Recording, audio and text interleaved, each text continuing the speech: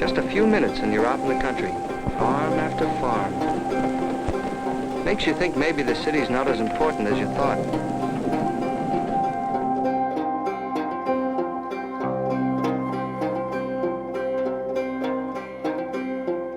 Welcome back to the next episode of Another Round.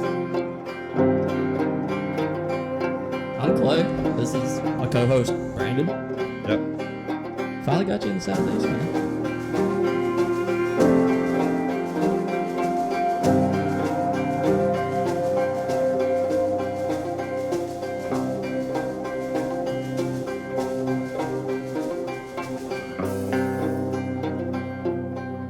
Go time. All right, guys, welcome back to Another Round podcast. It's Brandon here. Got Clay in the truck with me. Got some windshield time today, so we figured we'd sit here and just chat a little bit about nematode management.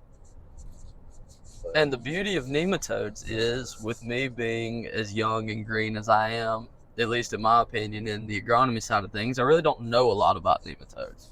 I mean, I know we've got them. I know that they're always going to be a problem, and there's really no way to eradicate them. So really our only option is to do some sort of nematicide application to suppress the population throughout the growing season. Once I get past that, I'm kind of a leaf in the wind. Yeah, so I mean, you're right, Clay. So the thing with nematodes is just the fact that, we've got very limited control options for nematodes, and unlike insect pressure or something like that, there's a lot of seasonality with insects, right? Whereas worms, for instance, we know that we can almost time the moth flights and know when we need to be in a field spraying an insecticide application for army worms, on soybeans. Whereas nematodes is complete opposite. They're living in the soil. They do go through that seasonality as far as population shifts, but that population is always kind of there. Why is that though? When I think of a nematode, I think of it almost as an insect, which is probably incorrect. Why is a nematode not something that we can eradicate or kill? Instead, it's something that we just have to find a way to suppress it, to prevent it from attaching itself to the root system of whatever crop we're working in. So I'm going to flip this on you real quick because it makes sense what you're saying, but so let's think about armyworms. Yeah. Have we eradicated armyworms? No. Can we eradicate armyworms? Maybe if we tried really, really hard, but the most common sense answer is no. The answer is no. Because you've got a lot of food sources for these insects that are outside of our control area. Now, boll weevil was completely a different scenario there. The reason we were able to eradicate it and push it out of the U.S. is because the only thing it was really surviving on was the cotton boll. Right. So we had a direct target crop to manage that pest. Right. So when we talk about armyworms and nematodes, for instance, we have a lot of other hosts that these organisms can live on. We could get closer to eradicating armyworms than we can a nematode, though. Right. And the reason for that is nematodes are in the soil. Are implements that we can put into practice to reduce these populations or go for an elimination type scenario, they're only going to go so deep in the soil. Right. They're only going to be so effective. So, for instance, a lot of fumigation rigs and those kind of things, the maximum depth that we're really running any kind of fumigation is about 12 inches deep. Right. And that's a long, tedious process because you're having to drag that through a lot of soil and a lot of restriction. So that 14, 15 inches deep or in between those shanks of fumigant, those kind of things, there's a lot of room for those nematode populations to kind of escape some of that fumigation. Right. So They can dig deeper within the soil profile and hide from it, essentially. exactly, and they move based on the soil moisture levels as well. Okay. So as the top soil, top inches of the soil profile start to dry out, those nematodes move a little deeper. Starts getting wet, saturated conditions, they move a little further up because they've got to have the oxygen to survive. So Right. So that population is constantly moving within that soil profile. So that's why it's going to be next to impossible to ever truly eradicate nematodes in any kind of field scenario. Right. Uh, So let's dive a little bit deeper on this because I want to ask some questions that are going to allow us to get a little bit more in depth with the conversation, no pun intended. But what exactly is a nematode? So I guess the best kind of analogy here is that it's a plant parasitic worm almost, I guess is the best way to put it. Okay. The mouth parts on the nematode are more of like a piercing type mechanism where they actually pierce into the plant root. And then what they do, so there's a feeding element there, depending on the type of nematode that you have. Talking about cyst nematodes or root knot nematodes, but then they proceed to form that gall, that cyst or that gall on that root, and that's where they kind of start their reproductive cycle. Okay. Is in that. So depending on your population, so there's all kinds of different types of nematodes. You got root knot, cyst, lesion, sting. They all impact the crop a little bit differently, and they impact certain crops more than other crops. Right. So I hope that kind of answered that question. So then from a control standpoint, a nematicide standpoint, are most nematicides one size fits all, or are they targeted to the specific species? So really, traditionally, our nematode control in the past has been mainly based upon fumigant type products. Okay. Those fumigant type products, some of them were very nematode type specific, but in general, a lot of times what was happening is this product works really great on this nematode and this product works really great on this nematode. We're going to combine them because we want to take both of them out. Right. We know we have both of them. We're going to combine them. We're going to take both of them out. So really, with a fumigant type scenario, you're really looking at trying to take out any nematode population that's out there. Right. And when I say take out that population, it's more so let's reduce the population back enough that we can get a good start to our crop. Right. Okay. Second part to that is fumigants are expensive to do. It's an expensive application. So traditionally, fumigants have been used on the high value crops. So you're looking at sweet potatoes, strawberries, watermelons, tomatoes, tobacco, all of those high value crops. Those are the crops that fumigant was kind of targeted to because there's enough value in that crop to offset that expensive application. Right. When we get into talking more like soybeans, a soybean cyst nematode, those type of things, the approach on those crops has traditionally been resistance to the nematode. And so looking at genetic resistances. Over the past few years, there are becoming a few more products that are more like seed applied, in furrow type applied products, geared towards the corn, soybean, and cotton market because they're a cheaper option and it's not as expensive as fumigant. But the end goal of those products still is let's get the crop out of the ground, get a good start on it before that pressure gets big enough that we actually start injuring those roots and holding back. Right.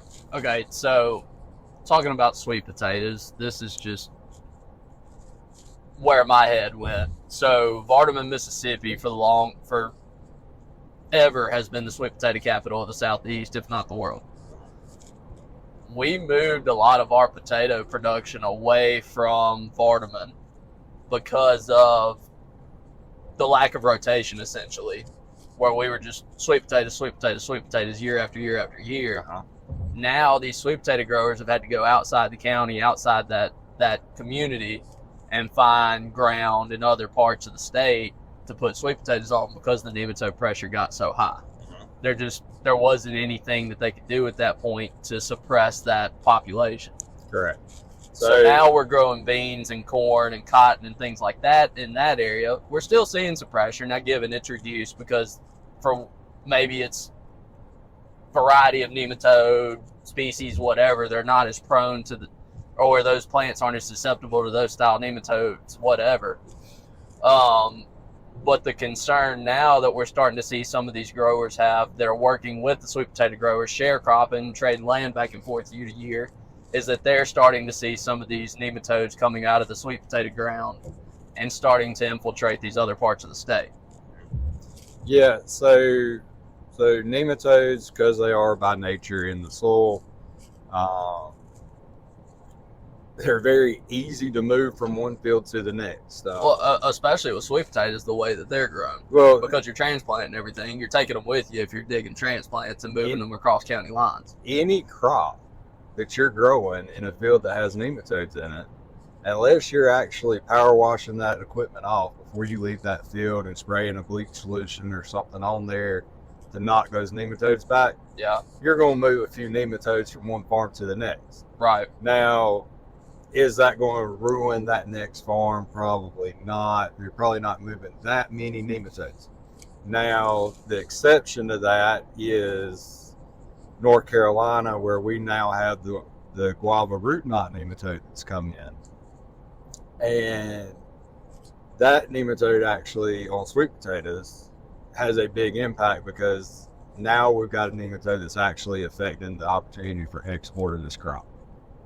So we've got sweet potato production in portions of the U.S. and now we used to move slips and seed potatoes back and forth from North Carolina to Louisiana, the Delta, even out in California. A lot of that genetic material was moving back and forth just for the seed / transplant slip production. Right.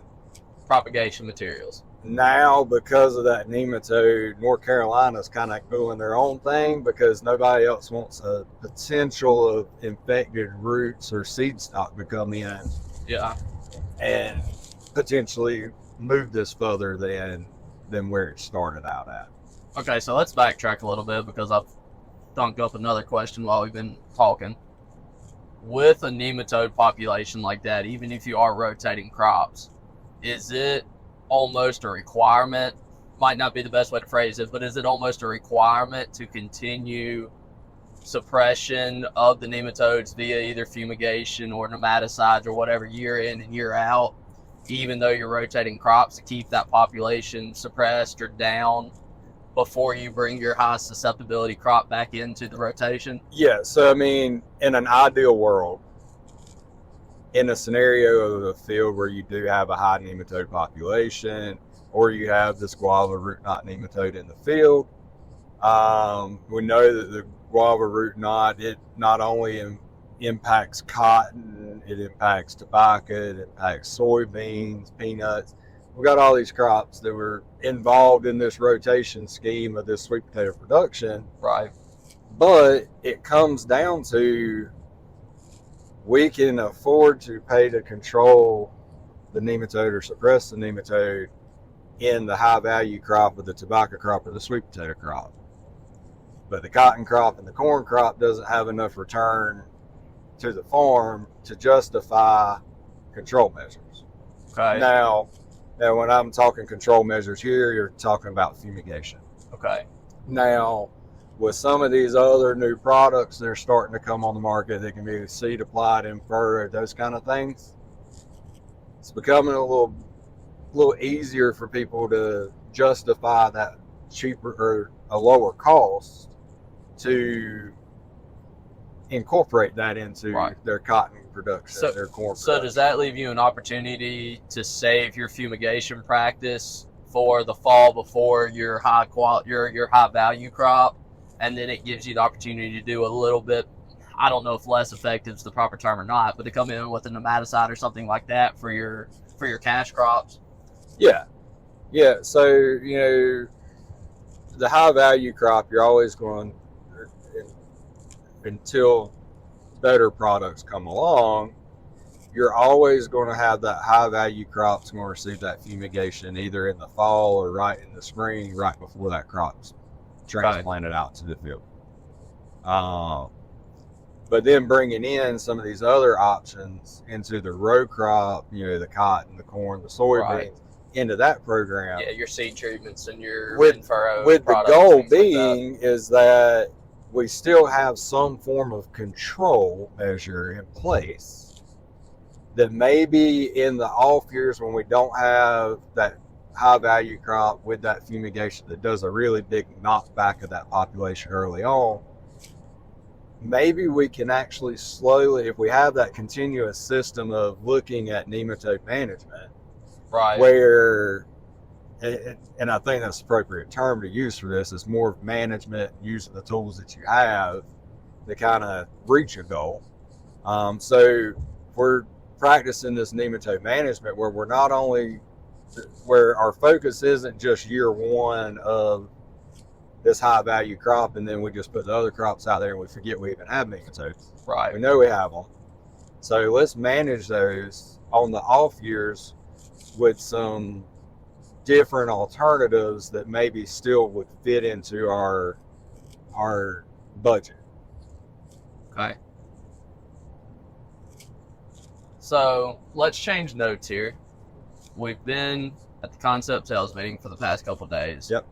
We've talked about a lot of different products, and one of the things that is in our portfolio is chiticide. Mm-hmm. Chiticide, from what I understand, is a biological nematicide. Correct. How does that product work as far as mode of action? What is the process there that product is inducing to suppress the nematode population? So chiticide is actually a very unique product. So there's actually two modes that we're actually working with when we talk about this product. So the first mode is actually looking at the chitin. I think that's correct. Which is why it's called chiticide. And so what that is actually doing and why that's in that product is, how I said earlier that nematodes got like a piercing mouth structure that actually pierces the root. So what it does is that chitin actually is almost like sandpaper, if you want to think of it like this. And when that piercing mechanism of that nematode hits that chitin, it actually takes that piercing mechanism and dulls it down where it's no longer able to pierce that root. Okay. So, in effect there, by that mode of action in this product, we're actually going to end up starving the nematode because you can't eat. Right. Okay, so we're doing away with that nematode there. Now, the other component of this product is the biological side of it. So what this is we've found strains of bacteria that actually seek out and are predatory on these nematodes. So it's kind of twofold. We weaken the nematode and we're actually putting stuff out there that's actually seeking out and using the nematode as a food source. Okay. So that's how that product works. And so that's why it does have the EPA label. Right. But that's why you look at it more of, it has that biological component to it. So with this being a completely different mode of action than any other product that's on the market, But we've kind of set ourselves aside, number one, but number two, we've also opened ourselves up to use this product in conjunction with other nematicides that are already on the market. Correct. So kind of, my thought process on this is a great product that's going to fit in very well into the corn, soybean, peanut, cotton scenarios. Where we were just talking about we need a cheaper, more cost-effective option. It's a more cost-effective option. We've got ease of use application. You can go in furrow, you can put it in a 2x2, you can broadcast this. So there's a lot of flexibility in the application of the product. Right. And the cost point on it is at a place where it's actually, you can build it into your production. And so you can justify spending that money in those off years. Right. Now, where I see this playing into very well with the sweet potato market, we've got a grower that's solely just using this product to grow a sweet potato. So he's stepped away from that traditional fumigation. But even if we do have guys that still want to use that traditional fumigation, we use that, in my opinion, we use that as our first punch. Right. So we throw a punch at this population that's out there. We knock it back a little bit before we plant. And then we really hit home and we use the Kiticide option in season. Right. So, it's still very cost effective to do this. We make 2 applications. We do one at transplanting.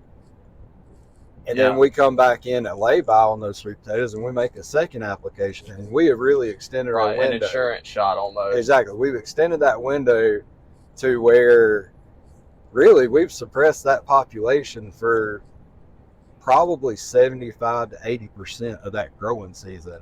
Right. There's something out there that's dinging that population. Yeah. All right. Well, hell, great conversation. I mean, yeah. Just for me alone, I know it was very beneficial because, we don't dive in depth a lot on this kind of stuff, and nematodes, at least in corn and cotton and soybeans, aren't what they used to be because of cultural practices that have come around and new technology that's allowing us to do both seed treatments and furrow, those style things. So, for me in the cotton belt of Mississippi, we don't hear a lot about it. But as we're branching out and starting to get into more of these specialty crops, now I've got a better idea of how to approach these scenarios and what our options truly are. Yep. Yeah. I mean, honestly, I think this is a great, windshield time conversation right here. Because absolutely. You can kind of just sit here and just think about and think through the process. So, I mean, I think it's been a really cool conversation today. Well, thanks for the time, Brandon. This will be another great episode of another round, and we'll be back later. All right, man. Follow us on TikTok, Instagram, and YouTube. Y'all stay safe. We'll see you back for another round.